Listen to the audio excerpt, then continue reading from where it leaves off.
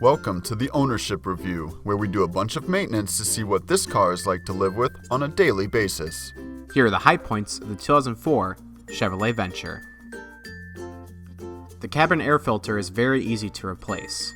There is a designated panel in the glove box allowing you to easily access the filter. Checking the transmission fluid level is easy to do, as the fluid dipstick is easily accessible in the engine bay. Other models do not include this dipstick. Both the engine and interior fuse boxes are easily accessible on this vehicle. You only have to remove one cover to access either set of fuses. Not everything is perfect. Here are the pain points. You will have to remove a few Torx bolts in order to remove the taillight housing for access to the taillight. The tools necessary for this repair may not be readily available. In order to access the spare tire, you will have to lower it from beneath the vehicle.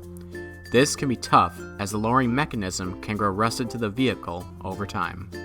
Accessing the battery is difficult, as you'll have to remove many components first.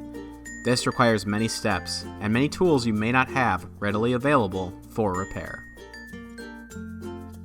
Overall, the 2004 Chevrolet Venture is a moderately difficult car to maintain when compared to other similar models.